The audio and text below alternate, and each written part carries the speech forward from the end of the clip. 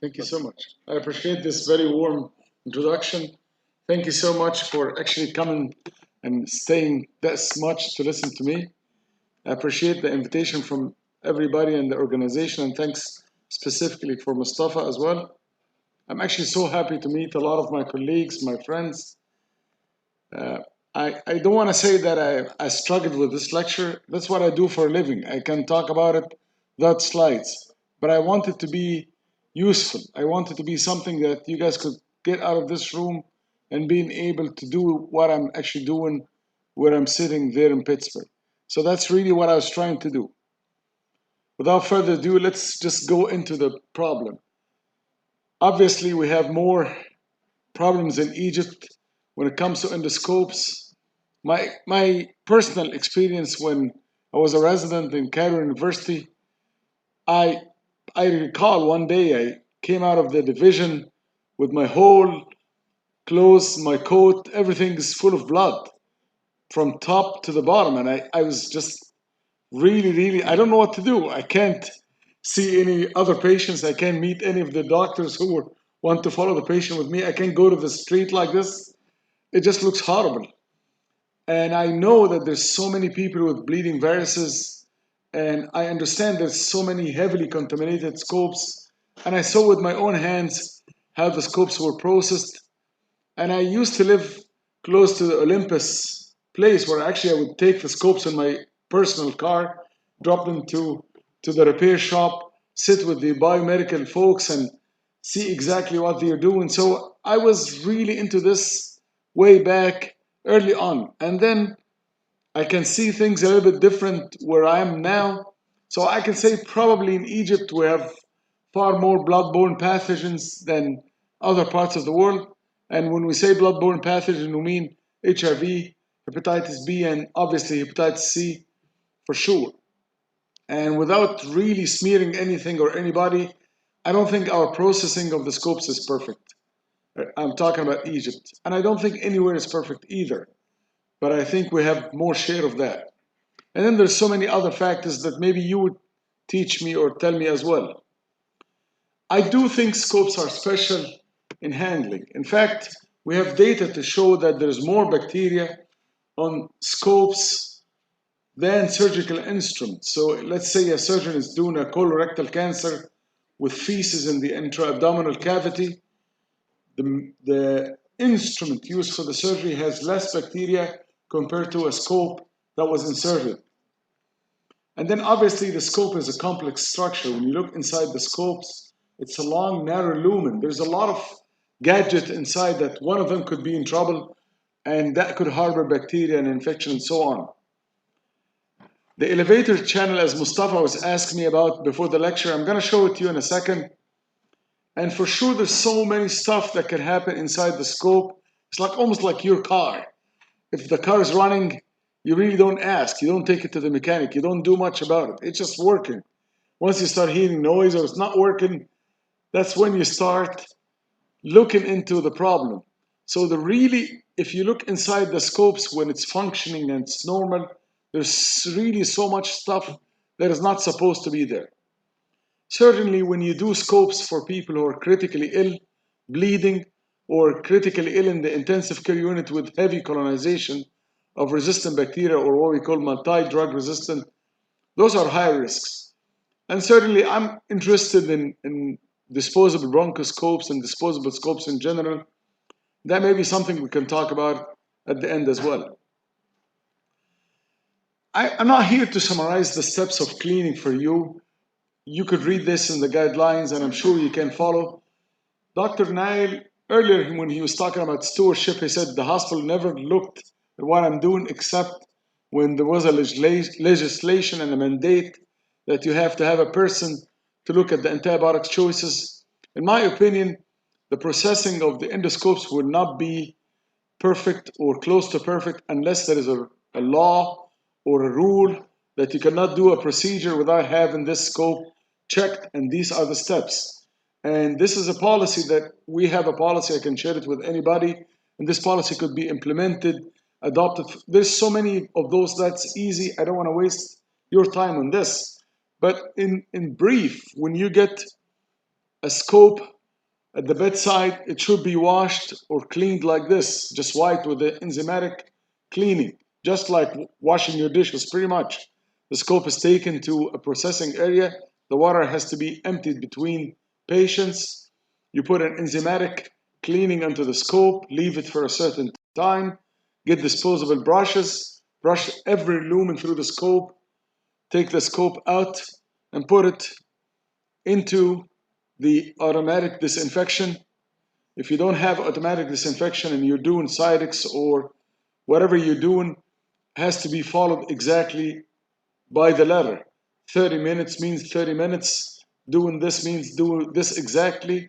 The person who's doing the cleaning has to be audited and has to be competent. Now, this particular elevator channel is a tricky piece of equipment for sure, and we use it or we see it in endoscopic ultrasound in the bottom here, or the laser with the therapeutic, and in the ERCP above. And the elevator channel has a tricky piece because pretty much if you close it or open it, you could hide some bacteria or organisms or even blood behind. And once you don't have something cleaned enough, you cannot really clean. Mechanically, you have to remove the bacteria, you have to remove the blood for the rest of the process to be done properly. So we do have a special brush for this particular channel. So when we do the regular brushing for all the channels, there is a special brush that we use for this particular area. You got to make sure it's in the neutral position, which is around 45 degrees. You brush underneath, you brush above, and you make sure that this is done right. The process doesn't end that way. You still have to dry inside the scope. And the drying probably would be done best by air followed by alcohol. And the scope has to be hanged in a proper place. The transport of the scopes is complicated. When you work in a big facility where scopes coming up and down all over the place, it's very possible that somebody will carry the wrong scope that is not cleaned and give it to the next patient. So having something that anybody could see red means soil, clean means green, it sounds silly, but it happens. So the scope has to be 100%, otherwise you're really not, it's not safe for the next patient use. This is a paper we published a few years ago. Not interested in talking much about it, but in my opinion, it was important because we really had a disposable bronchoscope model, which is not commonly used, or you're not going to find that much in the literature today. We got those disposable scopes, we beat the heck out of them, we contaminated them the worst possible way, and we did multiple maneuvers to try to see how can we clean the scopes the best way. And to make the story very short, if you don't process the scope immediately, it will be very hard for you to clean the scope down the road. It sounds gross, but imagine if you have a dish that has so much butter and burnt stuff and you leave it to dry for a week and then now try to clean it, it's going to be extremely hard. But if you take the same dish and put it immediately in the sink, put some water and soap and leave it, and in 20 minutes you clean it, will be a piece of cake. That sounds very silly, but it's truly, really true in the scopes. And we have part of our problems even in the surgery, where the same scope will be used for a person who's going for a cancer lung. You put the scope inside the patient to know what exactly it's gonna do, take the scope out, put it aside, start doing the surgery. Maybe 3 or 4 hours later, they use the same scope to check and make sure that everything is fine. Now, the stuff that's already in the scope is already dry. The time is too long. So for you to clean the scope and make sure, we said you can't do that. Take the scope out for cleaning, we'll give you another one. We'll give you whatever you need, or use a disposable scope in the middle, but you cannot leave the scope for 2 to 3 hours without proper cleaning. And also part of the recommendation from the CDC that you could do sterilization. The common way of sterilization is something called ETO, or what we call it in layman language, gastroscope, which is ethylene oxide. It's a very toxic gas. There's newer development in this, make it a little bit safer and smaller size. But the idea is, after we do all this high-level disinfection, we put the scope for actually sterilization. When we did the experiment, even the sterilization couldn't get the bacteria out. It just couldn't. It didn't work. So if you don't clean the scope properly, you're not going to be able to clean it no matter what. Good luck. So now the question becomes harder, because when you look at the scope itself, you can find stuff. And we can argue with each other. If I'm taking a scope from somebody's colon, well, the colon has bacteria. So if there's like 2 Klebsiella, how's this gonna make a difference? There's so many bacteria in the colon anyway. So why bother about just 3 bacteria or 4 or 5? I mean, how's this gonna make a difference? And then people finding things on the scope, like some oil, some cracks inside the scope. Is that really 100% equal to infection? So there is a difference between what's on the scope and what could happen to the patient. And this is an interesting distinction or point that needs some discussion. But for us as clinicians, as people seeing patients, for sure, when you look at a patient and come in with a serratia in the blood or some unusual organism, you would say, what did you do? Oh, I had the prostate cystoscopy last week. That doesn't sound right. There's no other risk factors? No, I just had my cystoscopy. Oh, they did a ureteroscopy and they took a stone 2 weeks ago. Oh, I had actually colon, and I start after the colonoscopy, I had some bleeding, or this and that. You hear stories and you start thinking, that could be an infection related to the scope. But when you have actually what we call line list, you can actually see that in a larger scale easier. You have 5 patients this month. All of them had E. coli in the blood, and all of them had nothing to do with their kidneys or prostate, but all of them had this particular scope.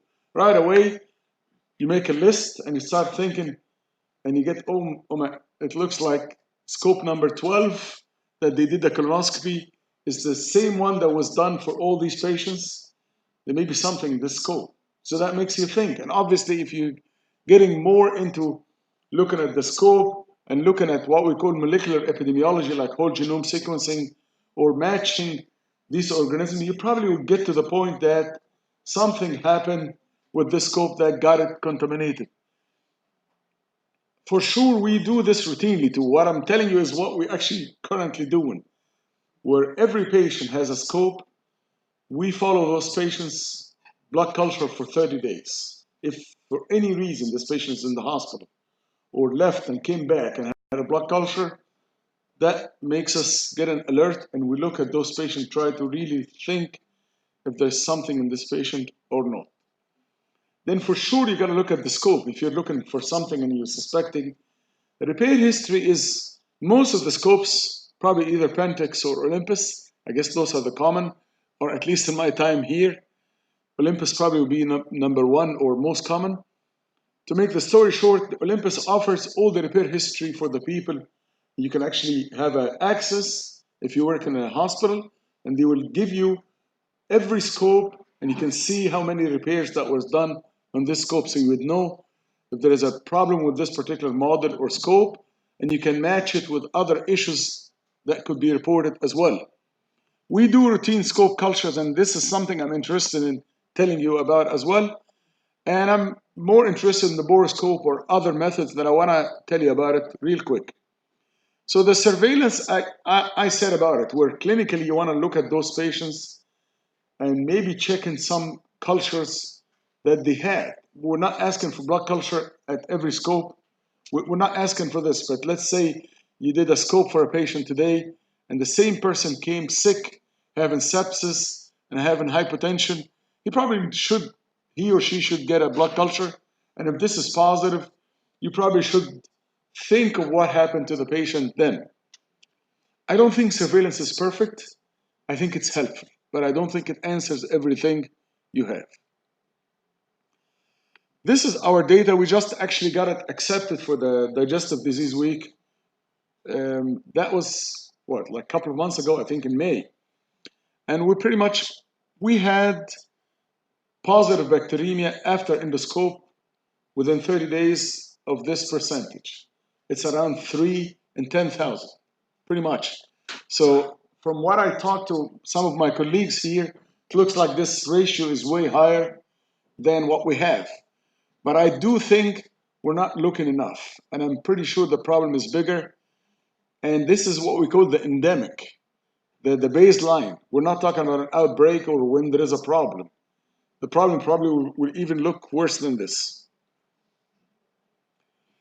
This is what we do for culture. And I actually put, and Mustafa, you can share that with anybody as well. We actually put some couple of short videos that if anybody's interested in implementing this in their hospital, please feel free to. We're happy to share that with you as well. But in brief, those are two of our infection preventionists. And they hold the scope. Two people have almost like a sterile field. We have the brushes and the flushes. The typical technique is called flush, brush, flush. So you pretty much push some fluid through the scope and you collect that fluid. Then you brush every lumen through the scope and we cut the brush and throw it in the fluid. And then you flush the scope again and you collect this. And then this is the special brush for the ERCP. So you can see how tiny it is, and we cut that as well in culture. We get the fluid into this particular membrane filter. It's called an Algene filter. There's so many brands of that. You can find whatever you want. It's everywhere. But we found this concentration method improving sensitivity. So actually we get better yield from the scopes that way. And then we put the membrane on the plate, incubate it as routine. We recommend 72 hours incubation. And we also got our data accepted at the ASM this year as well, I think in June, just before I came here. And we pretty much had, I would say the majority of the scopes were positive for some bacteria. But those bacteria are what we call non-significant. Bacillus, coagulase negative staph, low colonies. So it doesn't seem like an issue to most of the patient care we see. So 60, 70% of the scopes had something on them. And we understand that because this is what we call high-level disinfection. So it's really not sterilization. And it seems to me like that's the national experience in general. We had two scopes within this 2.5 years. One had Staph aureus, and one had Stenotrophomonas. And obviously those required investigation by themselves. Scope were taken out of service. And we looked at everything through the scope, reculture of the scope and all the above. We didn't return the scope to service except when we were comfortable that there's nothing there. We had actually also two candida in the scopes. And in our opinion, candida was significant enough as well. But the CDC did not recognize candida as significant in their guidelines. And in my opinion, this is something that if you're struggling with scope safety, that may be something that you should have available. You could decide how frequent you're going to culture the scope, what do you want to do. But in my opinion, this is a good indication for your safety of your procedures. And even when you start seeing something wrong, you can actually get more culture of that and decide how far I'm going to go in my investigation. I don't like those. I just listed them because some people love them. But those are non-microbiological testing that you could do to check the cleanliness of the scope. So after they clean the scope and everything, you stick the swab or brush inside, and you could get an ATP test. So you get a number, like it will tell you above 100 or below 100. It will give you an exact number. Most of the people say 100 is, like anything below 100 is low, that you don't have to worry about it. Above 100 is more significant. And obviously the higher the worse.